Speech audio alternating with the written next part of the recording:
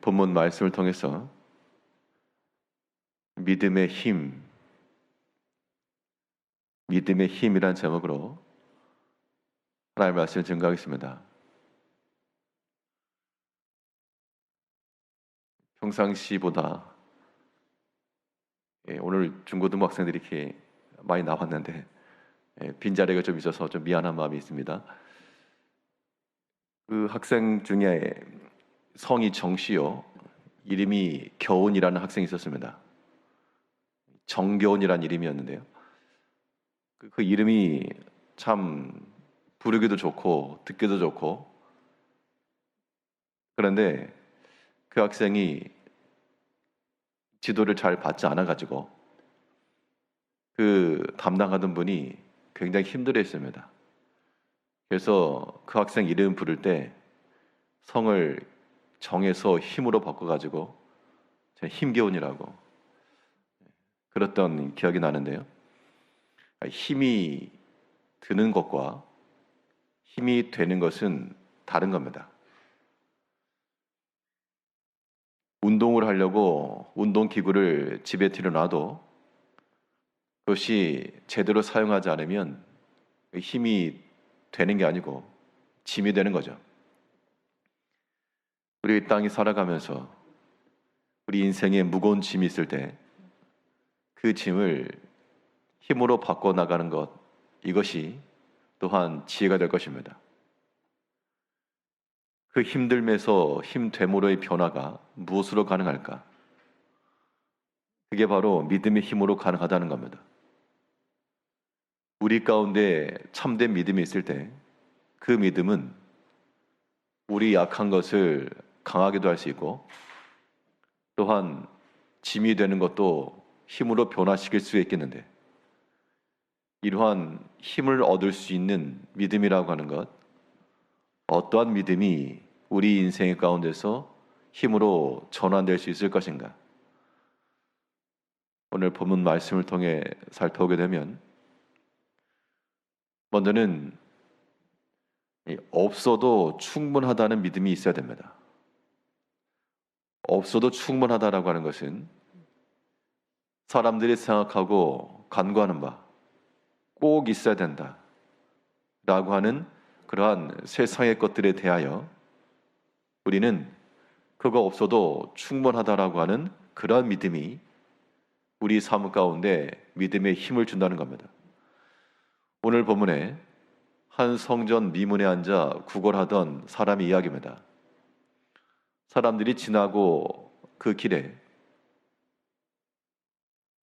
동전을 구하여 그 구걸을 하는 것을 가지고 생활을 이어가던 사람들이 베드로와 요한이 지나가면서 그들에게도 무엇인가를 얻고자 하여 구걸하였을 때 이 두 사도가 했던 그 말은 참으로 우리 성도들에게 있어서 우리가 귀감이 될 만한 말인데요. 세상 사람들이 그렇게 원하고 또 너희가 지금 바라고 있는 바 그 은과 금이라고 하는 거 그거 없다. 그러나 결과적으로 그것이 그 믿음의 고백에서부터 힘이 나온 겁니다. 4절부터 보면 베드로가 요한과 더불어 주목하여 이르되 우리를 보라 하니 그가 그들에게서 무엇을 얻을까 하여 바라보거늘 베드로가 이르되 은과 금은 내게 없거니와. 우리가 그렇게 무던히도 은과 금을 얻기 위해서 살아갑니다.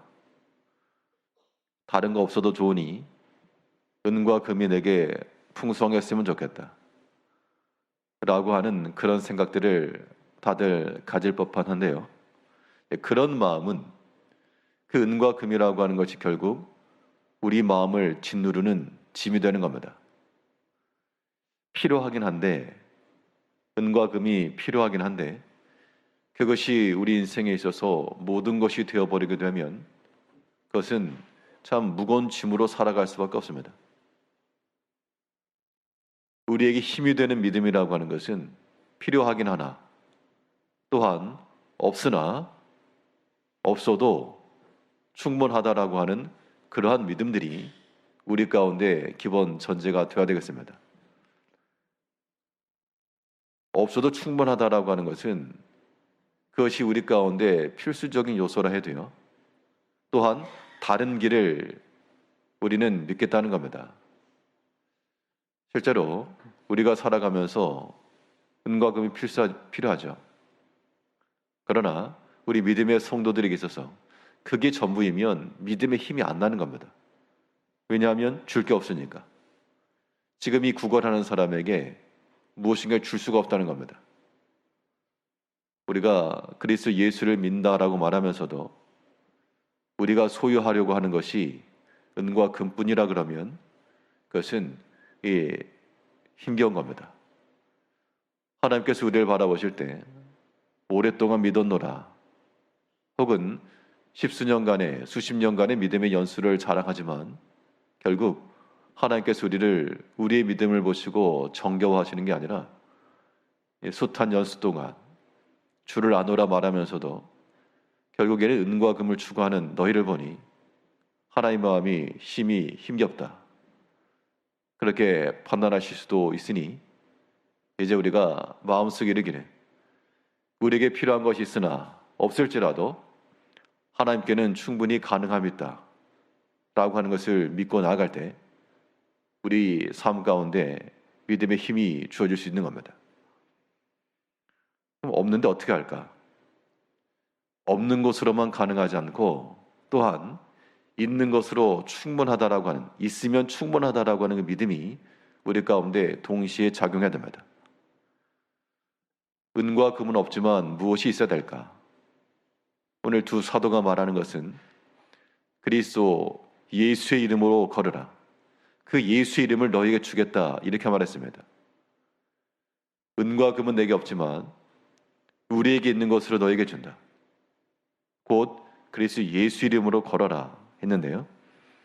6절을 보면 베드로가 이르되 은과 금은 내게 없거니와 내게 있는 이것을 내게 주노니 나사렛 예수 그리스도 이름으로 일어나 걸으라 하고. 그러니까 요즘식으로 말하면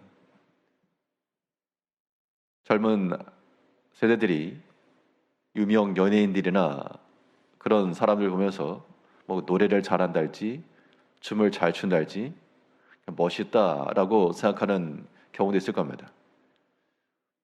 성경상에서 그냥 믿음의 멋이라고 표현될 만한 그런 장면인데요. 이 두 사도가 은과 금을 구하는 그 사람 앞에서 없다. 내가 바라는 바 은과 금은 없다. 그러나 내게 있는 것으로 내게 준다. 예수 이름으로 걸어라. 믿음의 절정에 이르게 되면 이러한 고백이 가능할 겁니다. 우린 정반대의 모습으로 살아가기 때문에 힘을 얻지 못하는 건데요.